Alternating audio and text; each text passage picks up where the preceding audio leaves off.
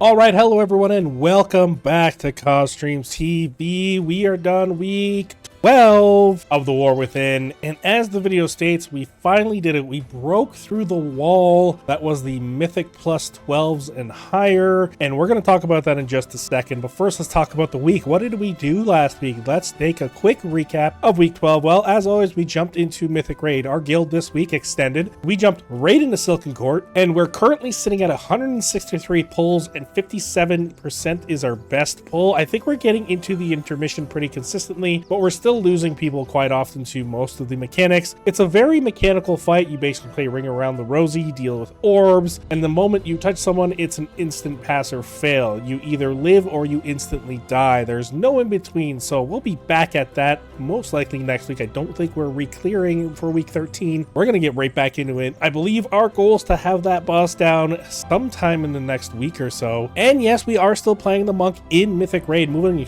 right along from that, we did a lot of Mythic Plus. We actually have a total of 31 keys attempted. That is my second highest week, only followed by week 9 when I switched to the monk at 34 keys. Now I say 31 keys attempted because for those who joined into our live stream on Sunday, you would know we did a lot of keys, but they never got very far, right? I think out of the 12 keys we did on Sunday, 7 of them were disbands, meaning only 40% of our keys were completed, and that doesn't mean they were timed. So that's how that went, but I was fun. I was vibing, I was hanging out, had a good group I was running with, so it was a lot of fun. A couple other things we're going to talk about. We did collect some new mounts this week, so I'm excited to show you guys that. And we also continue growing our gold collection, or did we? We're going to discuss that in a bit. So let's jump right into it and start talking about the Monk's Eye level. Last week, we started week 11 at 629.56. We started week 12 at 629.56, and we're finishing the week at 631.69. Not a massive item level upgrade, but what we were able to do is finally finish upgrading all of our gear to 6 of 6 Mythic or 6 of 6 Heroic. So everything is now fully upgraded. We did get one major upgrade, and this actually came from a BOE drop in the raid. During our Silken Court prog, we ran out of the room to reset the boss due to an accidental pull, and well, somebody pulled trash, and when they pulled this trash, the acidic attendance loop ended up dropping. That is our best in slot BOE item from the raid. It's a ring, so it's heavy versatility and mastery, so we added the sockets, we got the gems, and I bought the ring. Now this will directly impact what we talk about later when we get into the gold farming,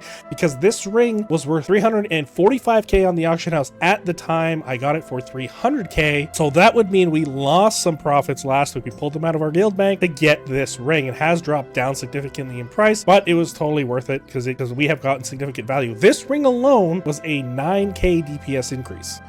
And moving right along, let's jump in and talk about our Mythic Plus week. Now, some of you may be noticing something really cool on the screen there, all the way to the left of our completed keys, and if you're seeing that, you are seeing correctly. We finally did it. Like I mentioned at the start of the video, we broke through the wall of 12s. That video was posted on Monday for everyone. There's going to be a link in the description down below or right up above. You can take a look at it. But we two-chested a 12 Arakara with a partial pug group, and it felt really good to finally break that barrier of getting 12s done. And I actually, if you guys joined me on Sunday, we were this close to timing a 13 Siege of Borealis, but unfortunately the healer had a family emergency he had to attend, so we had to drop out of that key midway through, but we were on track to time it. And of course, the 12 we did ended up being a flop, which is fully expected. We didn't get as good as a group. So overall, we went into the week at 2654 IO, and we're finishing the week at 2766. The monk has now officially passed my Death Knight in IO, and some of the highlights of the completed keys we did an 11 Grim Batol, which gave us 36 points. We did an 11 Siege of Borealis, which gave us 20 points. We did an 11 Stone Vault, which we two-chested and got 18 points, and then we also did the 12 Arakara, which gave us another 26 points. So overall, I'm very happy where we are starting this week at 2766, and I'm hoping that we can start getting into more 12s as the weeks progress. Now, taking a quick look at our completed keys, out of the 31 keys we did, 20 of them were upgrades, 1 was a completion, and 10 of them were disbands.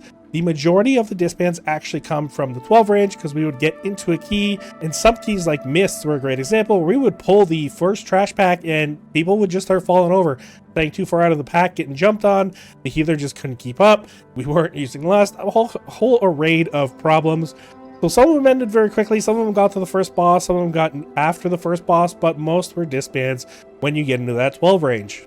All right.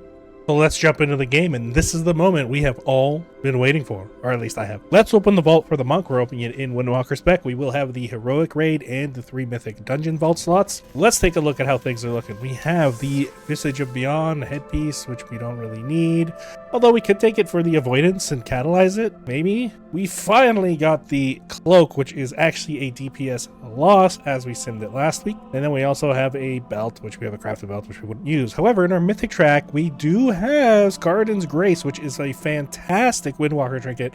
This is actually one of our best in slots, which would replace Sack Brood. So I would run this and my Void Reaper's contract. That's not a bad choice. You have the Spyglass, which is fine. Again, this is still better. And then we have Mythic Track Bracers, which are crit haste. Again, good stats for Windwalker. We already have Crit Mastery Bracers, which we enchanted with Leech. I'm going to take Scardens for my Windwalker set, and I think that means I can upgrade both of my trinkets to max. So yeah, we're taking Scardens, and maybe we'll play some Windwalker for the rest of the season and just fool around with that as well. All right, and then we have a 12 Grim Batol to start off the week on the monk.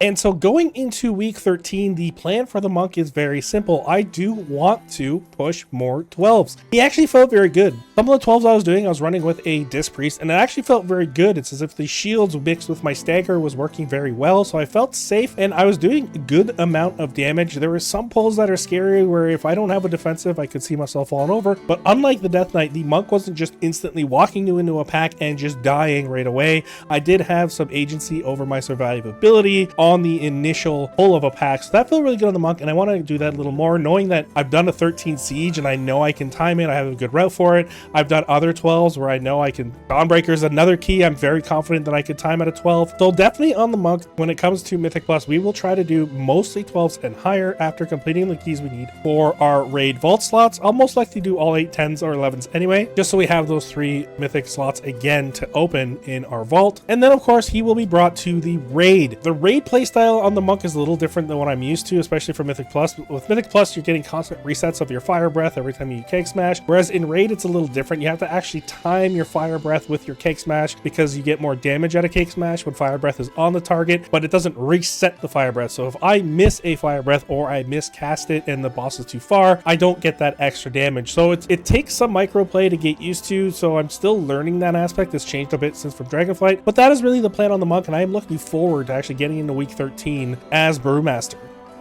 And next up, let's jump in and talk about some of the mounts we got this week. We actually have 4 new mounts to talk about, so I'm super excited about that. This is probably one of the best things we've had when it comes to mounts in quite a while. So first of all, let's talk about the one you get from the time walking batches for Wrath of the Lich King, the new Enchanted Spellweave Carpet. This is it right here. I kind of like the mount special where you just go spinning around in a circle and then land again slowly like a leaf falling from the sky. Really cool mount. I like it. It is definitely favorited. It's actually kind of fun to kind of fly around or even use as a ground mount. So this is the first mount we got for the time walking badges in Wrath of the Lich King.